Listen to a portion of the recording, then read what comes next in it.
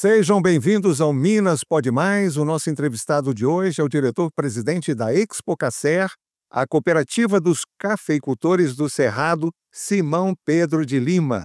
Ele tem um currículo vasto com múltiplas atividades, especialidades, é formado em História, Administração, Direito e, como se não bastasse tudo isso, é também um palestrante reconhecido no Brasil e no exterior, falando sobre gestão, educação, espiritismo e café. Café do Cerrado, que é também uma especialidade dele. Prazer em recebê-lo aqui no nosso programa.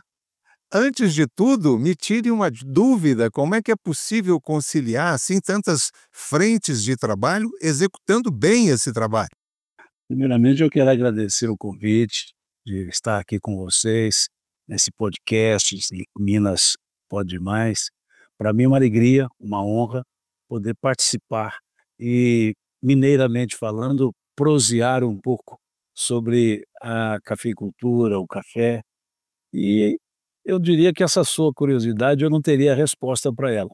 Eu simplesmente faço, eu simplesmente participo. Eu creio que quando a pessoa gosta daquilo que faz, ela acaba se transformando em multitarefeira. Então, para mim, as multitarefas são tarefas. Gosto do que eu faço, dos diversos segmentos e nos diversos segmentos. Então, acho que quando fazemos por prazer, arrumamos tempo, né? Ou seja, preferimos algo a outro algo, então arrumamos tempo. Eu sempre digo que tempo é questão de preferência. E Então, questão de por preferência. administração, né, de tempo também, que você deve administrar muito muito bem. Bem, eu vi aqui que muitas das suas palestras são feitas para públicos ligados ao espiritismo, né, você é considerado também uma autoridade nesse tema. De onde vem esse seu conhecimento? A sua família é espírita? A minha família, pai e mãe, não são espíritas, não eram espíritas, já falecidos, e nenhum dos meus irmãos. Nós somos 8 filhos, então nenhum dos irmãos. Os meus avós é que eram, meu avô em especial, muito dedicado a isso. E o meu avô, ele quando eu o conhecia, ou o conheci em termos de ter uma referência lá para os meus 8 anos, ele já era octogenário. Então ele ia ao centro espírita na minha cidade, lá São Gotardo, e a minha mãe pedia que eu o acompanhasse como uma bengala humana. Ele se apoiava em mim, o centro ficava um quarteirão da casa, e aí ele ia apoiado em mim e eu chegava até o centro. E ali eu assistia às palestras que eram feitas.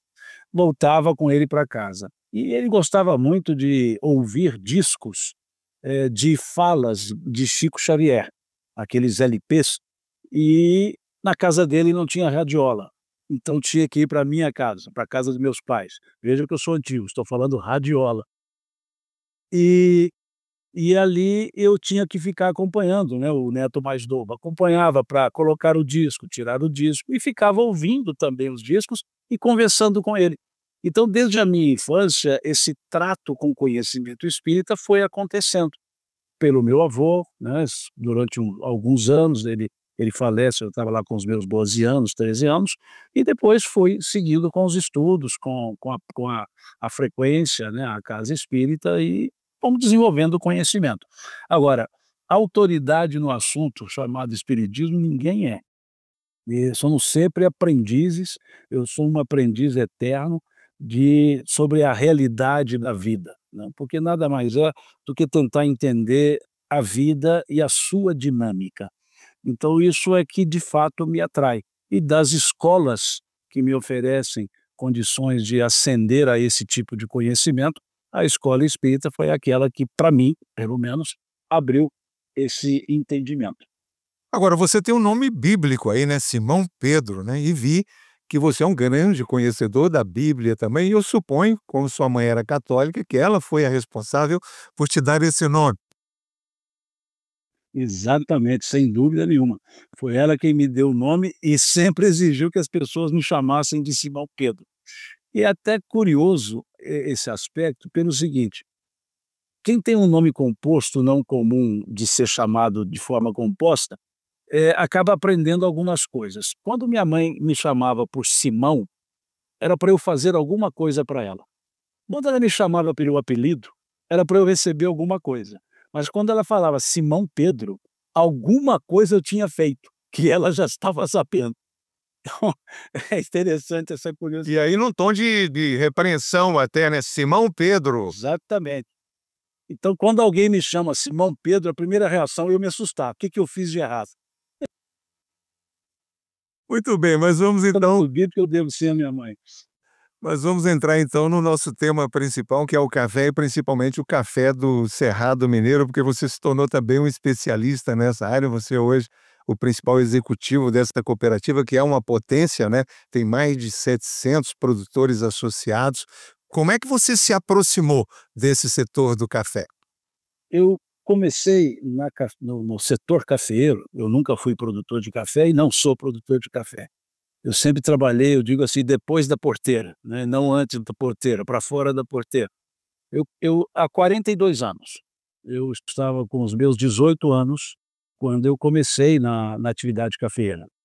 E levei na fui na atividade cafeeira, fiquei até hoje, e concomitantemente na atividade educacional, que aos 18 anos eu comecei também a ser professor, e, bom, depois de um tempo, como advogado. Então, as 3 áreas eu transitava, né, e transito, educação, advocacia e a cafeicultura, e tendo na cafeicultura o meu, digamos assim, a minha preferência, né, o meu gosto.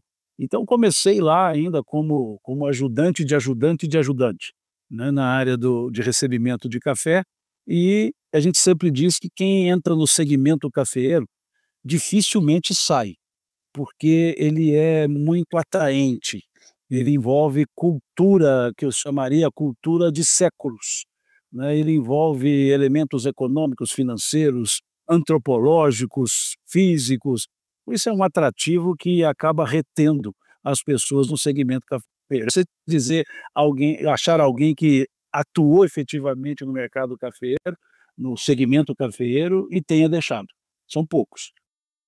Simão, fala um pouquinho sobre o café do Cerrado, né, que você, eh, vive no seu dia a dia aí em Patrocínio, a gente sabe que você mora em Patrocínio há muitos anos, né, a Expo Café tem a sede em Patrocínio, que é uma cidade importante da região, do Alto Paranaíba. O que que representa hoje o café do Cerrado na produção de café em Minas e até no Brasil, para que a gente possa ter uma ideia, uma dimensão, né, desse trabalho?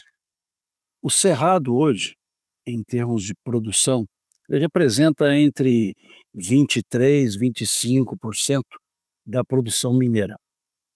Representa em torno de 12% da produção nacional. Mas o cerrado, ele é conhecido não somente pelo aspecto quantitativo da produção, mas pelo aspecto qualitativo da produção. O cerrado é curioso. A gente diz que a única região cafeeira que tem data de nascimento é o cerrado. Por que que nós dizemos isso? A região do cerrado, ela não era apta à produção de café. No passado, nós tínhamos o Instituto Brasileiro do Café, o IBC, que era uma autarquia do Ministério da Indústria e Comércio. Veja, o café não era regulado pelo Ministério da Agricultura, era pelo Ministério da Indústria e Comércio, porque ele sempre foi estratégico na economia brasileira. E o E IBC sempre um produto exato, fundamental de exportação, né? sempre. O Brasil já teve o café representando 80% da balança comercial. Veja, dessa balança de exportação, 80%, isso nos idos do Império. Depois, nos idos da Primeira República, nós tivemos o café representando 60%. Hoje ele representa pouco, porque outros produtos cresceram muito, mas ele sempre foi significativo. Por isso, no Ministério da Indústria e Comércio. E o IB, que é a autarquia, ele determinava onde se podia oficialmente plantar café, em que o IBC forneceria o apoio técnico, em que os viveiros podiam vender as mudas para esse destino, e o cerrado não era reconhecido como apto à cafeicultura. Então os cafés que produziam no cerrado antes de 1972 eram produções que nós podemos dizer autóctones, né, nasciam por si mesmas, não havia nenhum plano para isso. Em 72, o IBC declarou o Cerrado Mineiro como apto à cafeicultura, foi quando então nasceu formalmente uma certidão de nascimento a cafeicultura do Cerrado. Foi então aquele crescimento de produtores locais e produtores que para aqui vieram, para o Cerrado. Veio o programa Polo Centro, que era o programa de Isso na época desenvolvimento do do Cerrado. saudoso ministro da Agricultura, Alisson Paulinelli, né, que representou um divisor de águas aqui para essa região, a descoberta do Cerrado. Exatamente. Para a agricultura brasileira e especialmente para a agricultura do Cerrado. Então, é justamente nesse momento, nesse período com o Paulinelli, que o Cerrado nasce em termos de cafeicultura. Depois tivemos um segundo momento que favoreceu ao Cerrado, que foi a geada, a chamada Geada Negra do Paraná, em 75, que dizimou 80% da cafeicultura nacional, que o Paraná era responsável por mais de 80% da cafeicultura. E buscavam-se áreas que não fossem sujeitas à geada. E aí vem o Cerrado novamente. A região era apta, era a região pouco propícia à geada, e a cafeicultura começou a tomar força. Então o Cerrado ele tem um histórico um pouco diferente das demais regiões. Digamos que a cafeicultura no Cerrado ela foi programada, ela teve uma programação para que acontecesse. Projetos desenvolvidos como na região de Rio Paranaíba, São Gotardo, que é o PADAP, né, o Programa de Assentamento Dirigido do Alto Paranaíba, projetos aqui na região do Carmo do Paranaíba, pela Sul Brasil, próximo a Coromandel, na região de Guarda-Mor, e hoje o município de Coromandel, onde ficava a CPA, né, a Região do Companhia Pântano, né, em Coromandel. Pecuária, a região do Pântano, que é uma região belíssima, né, em termos de produção, altitude muito bem adequada. Então o Cerrado tem essa característica, que propiciou, na junção de solo, clima e tratos culturais, uma cafeicultura qualitativamente harmônica, equilibrada e apreciada. Então o Cerrado ele é valorizado pela quantidade com qualidade. E hoje é a região que mais se desenvolve com a agricultura, com a chamada cafeicultura regenerativa, ou seja, os tratos culturais voltados à responsabilidade ambiental. Então o Cerrado ele tem essa natureza, e foi a primeira região de café no Brasil a ser uma denominação de origem, a conseguir o título de DO, foi a primeira. E abrindo o caminho para que outras 2 DOs surgissem, e hoje são 14 indicações geográficas para a cafeicultura. O Cerrado ele garante que a qualidade, aquela qualidade intrínseca do grão, aqui produzido, não se repete em nenhuma outra região que não seja o Cerrado Mineiro. É por isso que ele é a denominação de origem. A qualidade daqui não se repete em lugar nenhum. Isso é que eu ia te perguntar, quer dizer, você acha que dá para dizer que o café produzido no Cerrado Mineiro hoje, ele tem, uma qualidade superior ao de outras regiões ou ele é apenas diferente? Ele é, em termos de regularidade, ele possui uma qualidade regular, não é pontual. Há regiões que você tem qualidades excelentes, mas pontualmente. O Cerrado, veja essa denominação de origem, são 55 municípios que, produzindo o café dentro dos tratos naturais, dos tratos convencionais da cafeicultura, produzem café de alta qualidade. Por causa do regularidade do clima, solo, regularidade de chuvas. Então nós podemos dizer que o Cerrado ele tem uma regularidade na qualidade, o que faz com que ele se Hum. diferencie. Agora, essa diferença, ela é perceptível também no preço do produto na hora da comercialização? Deveria ser mais perceptível, mas é perceptível sim, é perceptível sim. Vocês conseguem agregar valor para o produto e, consequentemente, conseguem um preço também um pouco A diferenciado. remuneração. O Cerrado ele tem Um sim, e pouco que se consegue, por exemplo, com a carne especial, por exemplo, gado de corte, que trabalha com pecuária, já se consegue, às vezes, um preço especial numa carne de melhor qualidade, né. exatamente. O Cerrado ele a qualidade, a bebida, né, a qualidade da bebida, ela é muito homogênea. e isso faz com que o café do Cerrado seja um café excelente para ser comercial tomado, ou seja, industrializado sozinho ou formando blend. Ele sempre valoriza os outros cafés. Então, há sim um diferencial de preço, sem dúvida, para essa qualidade chamada Cerrado Mineiro. O fato é que já é uma produção substancial em termos de volume, né, e a gente percebe também que vocês já exportam hoje para vários países, né. Eh, Há um grande consumo interno, mas também um grande volume destinado à exportação. O Brasil, ele é o segundo consumidor mundial de café. Ele é o maior produtor de café e é o maior exportador de café e é o segundo maior consumidor de café. Diferentemente de outros países produtores de café que têm baixo consumo. O Brasil ele tem alto consumo interno. O Brasil consome em torno de 22, 23 milhões de sacas. Isso só perde para os Estados Unidos em termos de consumo total.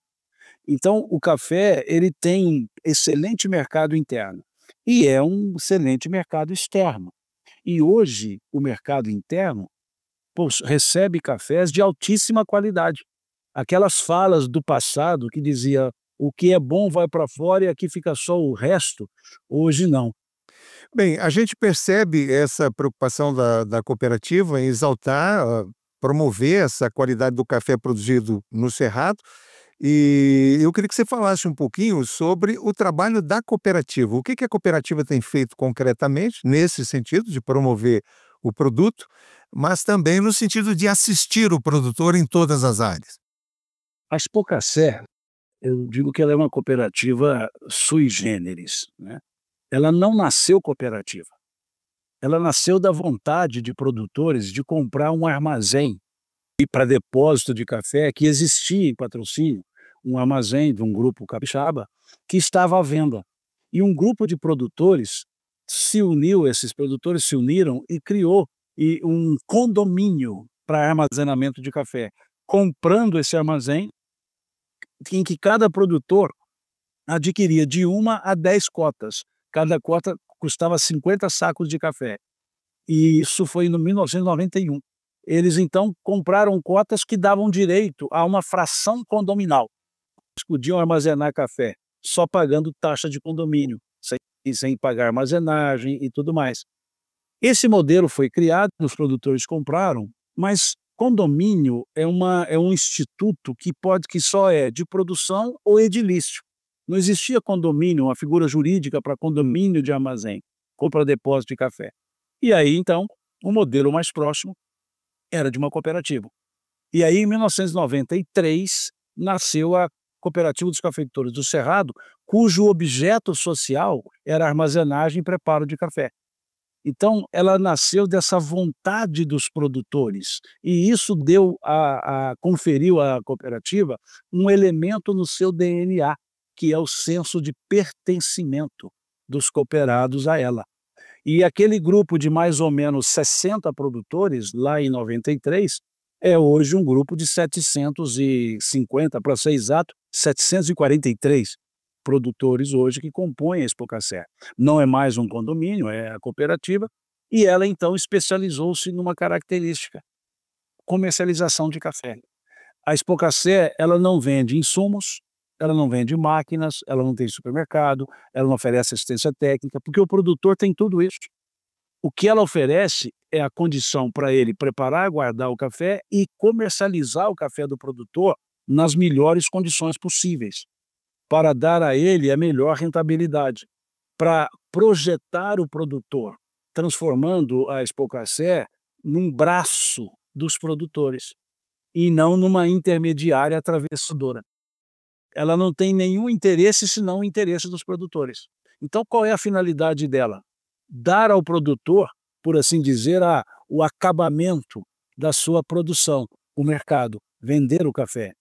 E, para você ter uma ideia, a Expocacera ela tem um teto de margem nas operações dela, coisa que nenhuma outra tem. Nenhuma outra empresa tem teto. Qual é o teto? A Expocacera não pode ter mais do que 2% de rentabilidade nas operações. Por que isso? Porque precisa transferir ao produtor o máximo da renda oferida. Então ela transfere 98% da renda. Para você ter uma ideia, os produtores de café, em média, quando comercializam cafés, é transferido a eles menos de 60% da renda do café. Então a cooperativa ela trabalha para dar ao produtor o melhor rendimento econômico, financeiro das suas operações. E criou-se esse teto, uma transparência plena em que o produtor, em qualquer momento, ele mesmo calcula o preço que ele vai vender o café, a cooperativa libera para ele todas as informações, por quanto que ela vende, qual é o custo que ela tem, qual a margem que ela está lá, se é 1,5%, se é 2%, e ele sabe que o preço que ele está recebendo é justo e é o máximo que foi possível. Então o produtor de café, o cooperado na Expocacer, ele não espera resultado no fim do ano, ele tem resultado em cada operação que ele faz, que é o princípio cooperativista. Cooperativa não foi feita para dar resultado e devolver e distribuir no final do ano. Ela foi feita para dar resultado em cada operação. Porque eu insisto nesse ponto, porque ele é importante. O princípio cooperativista diz que o cooperativa é uma sociedade sem fins lucrativos, ou seja, ela não visa lucro.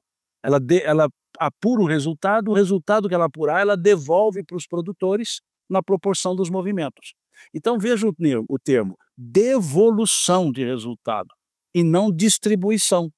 Se é devolução, é porque o cooperado é que proporcionou o resultado. Se ela devolve muito no final do ano, é porque ela pagou pouco durante as operações. Sem dúvida. Então, grande devolução significa péssimo negócio pontual. Então, o princípio da cooperativa é: não precisa devolver no final, paga-se no momento. Que o produtor, se ele recebe R$10 por saco no fim do ano, ou receber 10 a mais no dia a dia o 10 dele vira 12, vira 15. Então, é algo sui generis. Então ela só opera com essa forma, dando toda essa assistência ao produtor para oferecer a ele sempre as melhores opções de mercado. Essa é uma diferença fundamental que explica, de certa forma, o sucesso da cooperativa, né, Simão?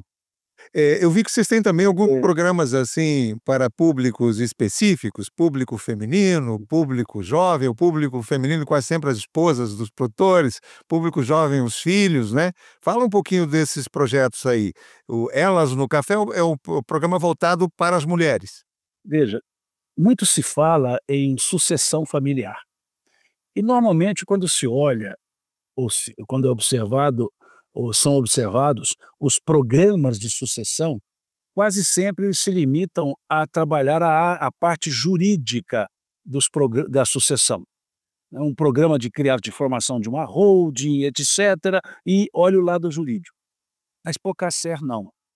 Ela olhou o lado humano da sucessão. Não adianta ter um arcabouço jurídico se não se desenvolve o sentimento para suceder. Esses dois programas, Elas no Café e a Expocacer Teens, os adolescentes, são programas para que a família possa participar e tomar gosto pelo negócio. Em regra, a grande maioria, em regra, são homens que estão à frente da cafeicultura. Significa que quando se fala em sucessão, se pensa que o homem, o pai, né, ele vai deixar a atividade, vai falecer e vão ficar os herdeiros e o meeiro.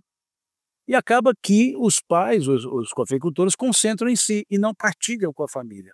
O programa Elas traz as esposas, as filhas, traz as mulheres para o universo do negócio da família. E aí aquilo que era um monólogo em casa, ou seja, só o pai que falava de café, cria o elemento do diálogo, que agora a esposa também entende a cafeicultura, ela sabe o que é colheita, sabe o que é café, ela participa. E veja, Na linguagem da internet, isso aí se chama engajamento, né? Você engaja toda a família, né? toda a família. Quando começamos esse programa, nós tínhamos em torno de 25, 26 cooperadas. Hoje nós temos mais de 120 cooperadas, porque elas assumiram a atividade. Não são só CPFs, elas atuam. estão lá ou produzindo ou participando com o marido na produção, controlando qualidade, cafés especiais, participando da gestão. E o Teams é o outro elemento da família, para que o jovem, o adolescente, cresça no ambiente e não ouvindo somente. Então esse programa leva o jovem nas suas férias para as lavouras, para as colheitas. Esses jovens fazem a colheita, preparam o café, todo o processo de preparo e acompanham a industrialização do café que eles colheram. Eles escolhem uma marca, a cooperativa desenvolve o design da embalagem com eles e eles vendem o café torrado e moído que eles colheram lá num balaiozinho para o mercado, para eles entenderem toda a cadeia de produção. E qual o resultado desse programa Teams que nós já tivemos? Muitos filhos que eu quero ir para fora estudar e seguir minha vida, hoje dizem, eu quero estudar para voltar para a família e seguir com a minha vida na propriedade que a família tem. Ou seja, sucessão familiar, né? Fazer faculdade. Essa é a verdadeira sucessão. E não a sucessão jurídica. Para isso não faltam escritórios de advogados e bons advogados para orientar, para desenvolver o gosto, a cultura, a coletividade chamada família, é a finalidade desses dois programas, o Elas no Café e o Expocacé Teams. E um detalhe, o mercado consumidor de café, há um segmento desse mercado que só compra café de mulheres, produzido por mulheres. Eles não compram café se não for produzido por mulheres. E um mercado significativo e que paga bons preços. E a gente percebe que as mulheres gostam muito de trabalhar com café especial. Talvez pela maior sensibilidade, tem muita facilidade de lidar com o café especial, né? Sim, a grande maioria atua com café especial porque exige um refinamento no aspecto da sensibilidade, da paciência. A mulher ela tem uma facilidade de uma visão difusa, né? Ela enxerga muitas coisas ao mesmo tempo. E o café especial, ele é especial na qualidade, ele é especial na forma de produzir, ele é especial no histórico da família, ele é especial no objetivo de respeitabilidade ambiental, social. Então a gente percebe que as mulheres cuidam muito melhor dessa característica, dessa necessidade de uma visão difusa. E vão para esses controles, para você ter ideia, há situações que para se chegar numa amostra, num produto, são mais de 700 combinações de lotes que elas vão testando para chegar naquele produto, naquela qualidade. E então hoje na cafeicultura, a presença da mulher, ela não é exceção, ela é uma realidade. E conduzindo, nós temos diversas cooperadas aqui que são as condutoras efetivas da fazenda. Os maridos são bancários, são outra coisa, mas elas que são as cafeicultoras. E aquelas que são famílias de cafeicultor, a grande maioria cuida do controle de qualidade, do controle pós-colheita. Então isso é uma realidade, né? Não é mais um diferencial, não é uma exceção, é uma realidade, né? E o Cerrado, mais uma vez, saiu na frente nesse aspecto, né? Esse aspecto vanguardista do Cerrado. Não é só a Expocacé, nós temos esse programa em diversas outras cooperativas, mas a ideia é sempre essa, né? Não é um grupo de mulheres que vão conversar sobre assuntos diversos. Não, é um grupo de mulheres que vão pensar e agir na cafeicultura.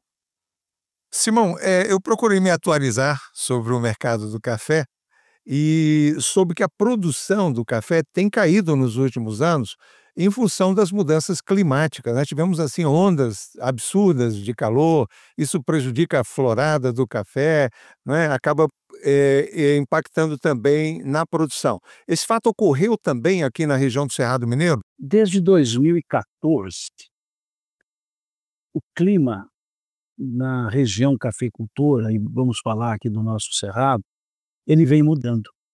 Nós tivemos uma seca severa no início, na virada de 2014 para 2015, em que o Cerrado teve a sua menor produção da história.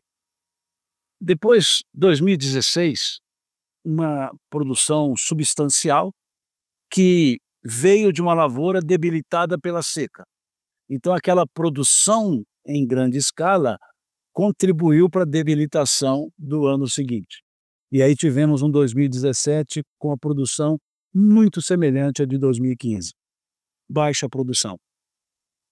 Em 2019, o regime de chuvas diminuindo um pouco, aquele índice de pluviométrico foi diminuindo anual. Depois, em 2019, nós tivemos uma geada, que afetou uma parte da região cafeeira. Depois, em 2020 e 21, tivemos uma geada severa, que afetou 35% de toda a área da cafeicultura do Cerrado. E a área de Patrocínio, que é o maior município produtor de café do Brasil, a área de Patrocínio foi afetada em 46%. Ou seja, 46% deixou de ter a produção. Então, isso fez com que a produção fosse diminuindo, a lavoura fosse se debilitando.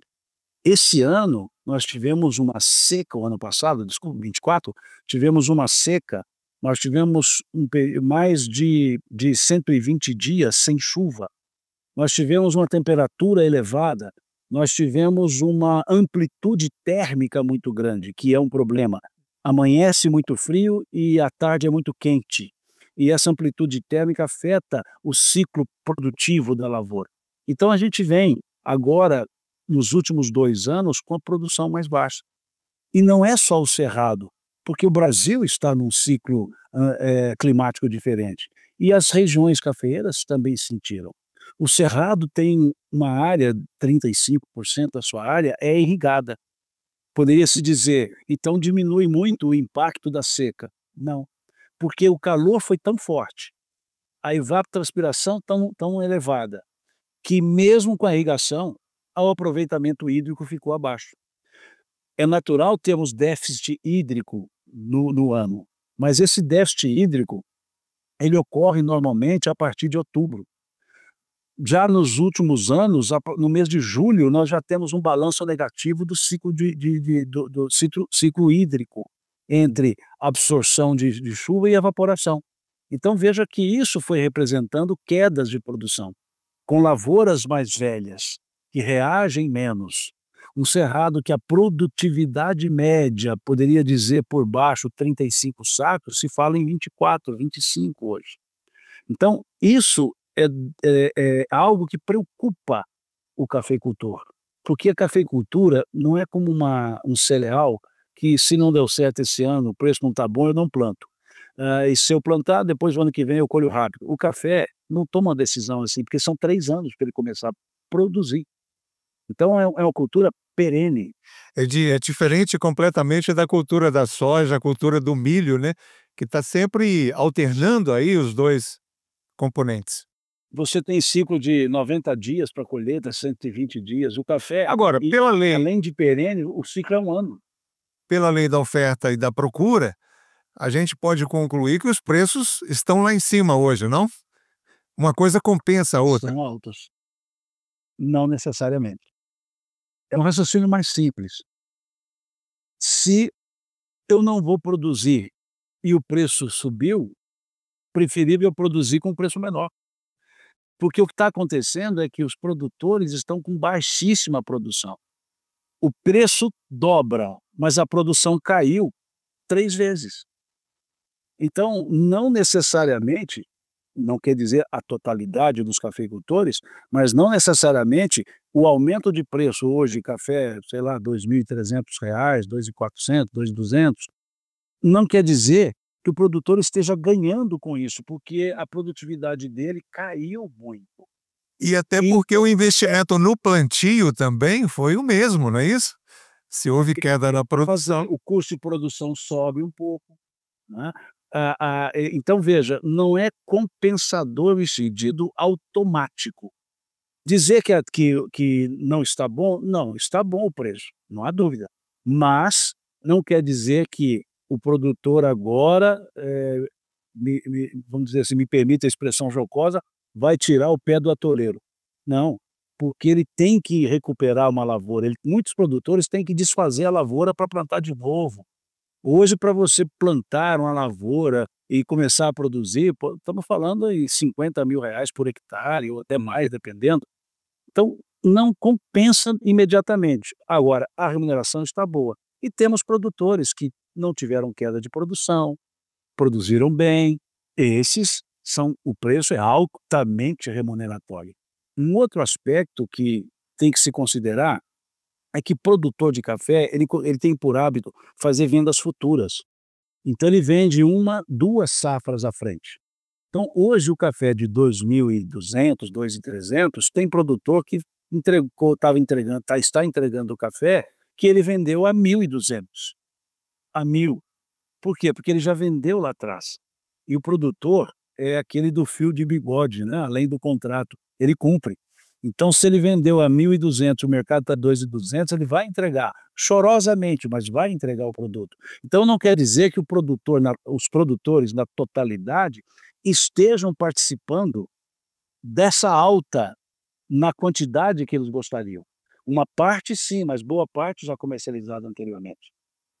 A Expocacer está comercializando o produto hoje a que valor? Eu me refiro ao café comercial.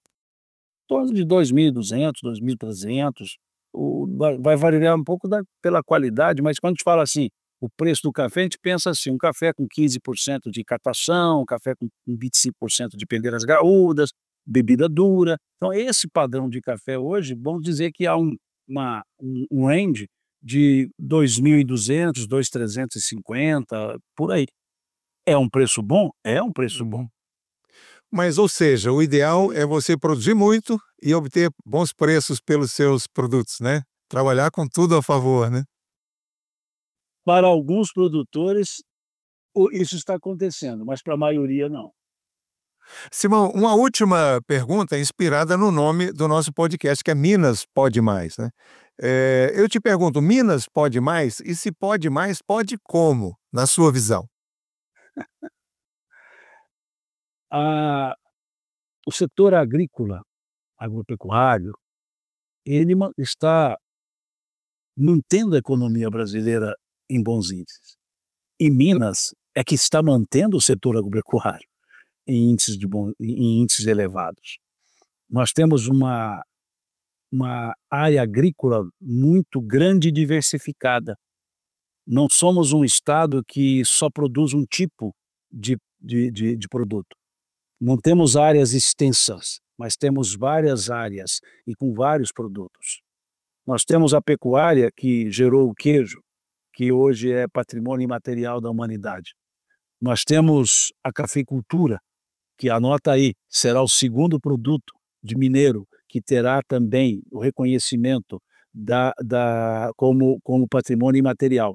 Oh, que maravilha, hein? Mineiro já está em processo. E o terceiro produto, que será a cachaça mineiro. Então veja, Minas não pode mais, desculpe o bairrismo, Minas é mais, já é mais, e o estado sempre poderá mais. Nós temos uma mineiridade que atrai, que agrada.